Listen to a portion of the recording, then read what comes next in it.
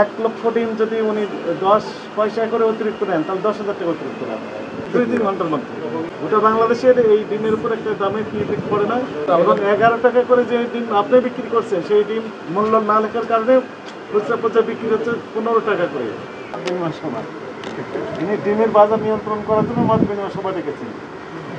সভাপতিকে বিক্রি করতে পারবেন, কিন্তু বেশি দামে বিক্রি করতে পারবেন না। প্রত্যেকটা ডিম বেশি দামে বিক্রি, এটাও বেশি। দেখেন 90 টাকাও আছে, 1100 টাকাও আছে।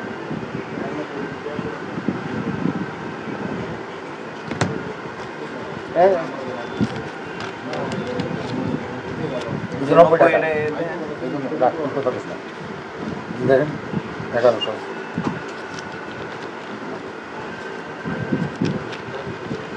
বেশি। সাদা দিন সাদা পুরানা ওটা দিয়ে বেশি দামে বিক্রি করছে।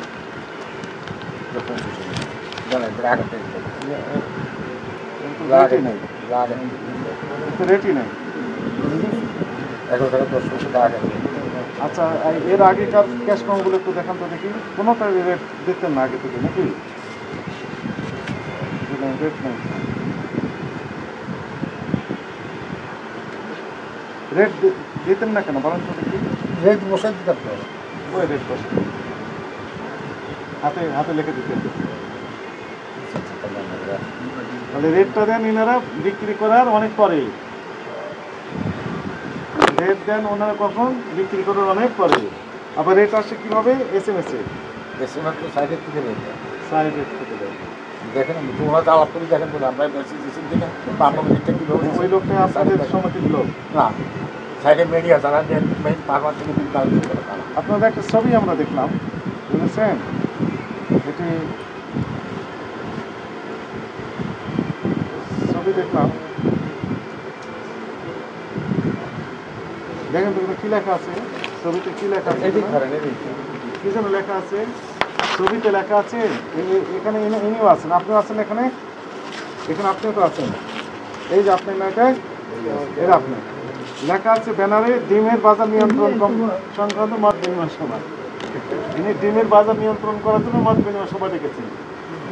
সভাপতিকে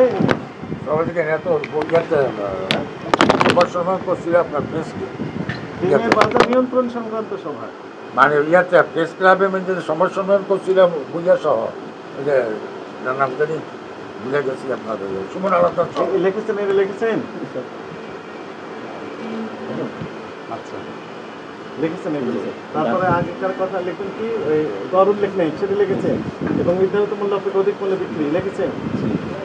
কমেন্টটা দেখবেন না, কমেন্টটা আমরা লিখবো না, আমরা বেশি দেখবেন না, বেশি পেয়েছি কিনা আপনি বেশি লিখেছেন।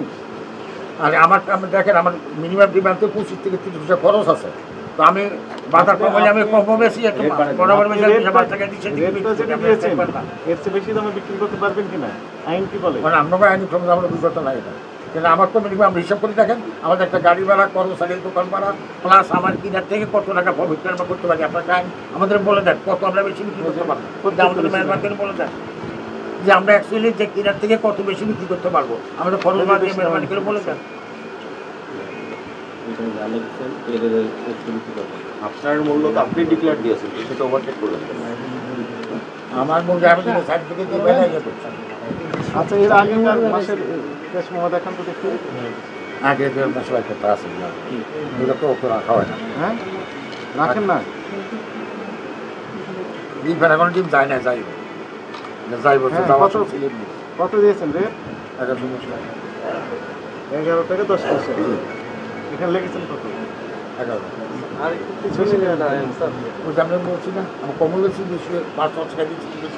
স্পষ্ট কথা, উনি মনে করেন মিনিমাম 1 লক্ষ ডিম বিক্রি করেন, মিনিমাম 1 লক্ষ, 2 লক্ষ, 3 লক্ষ ডিম বিক্রি করেন। না, 2 লক্ষ আসে না।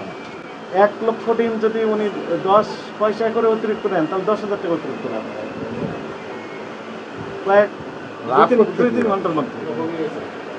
গোটা বাংলাদেশের এই ডিমের উপর একটা দামে কি ইফেক্ট পড়ে না, এবং 11 টাকা করে যে ডিম আপনি বিক্রি করছেন সেই ডিম মূল্য না লেখার কারণে খুচরা পর্যায়ে বিক্রি হচ্ছে 15 টাকা করে। তাহলে কয় টাকা বেশি হলো এক দিনে?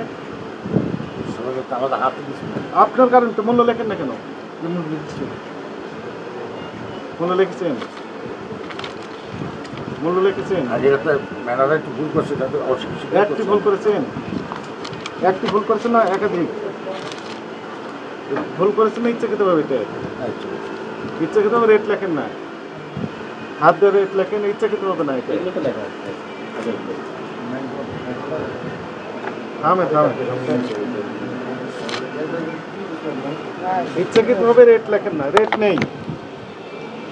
এটা ভুল করে রেট লেখেন না। ভুল করে তো আপনি কম দামে বিক্রি করেন না। ভুল হয়ে গেছে, কম দামে বিক্রি করলাম। 90 টাকা বেচতেছি আমরা। এই স্লিপের টাকা 90 টাকা। ইচ্ছাকৃতভাবে না, এটা হচ্ছে মানে ভুল করে নয়, এটা তো জেনে শুনেই করছেন। এটা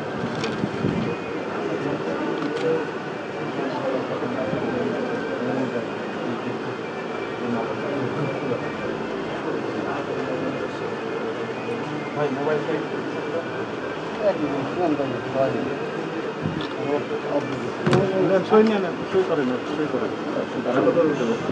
45 দেন, 40 দেন।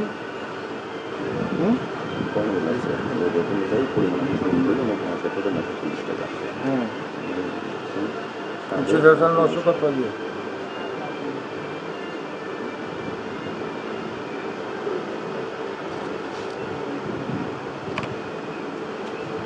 দেখেছেন সাক্ষী নেই।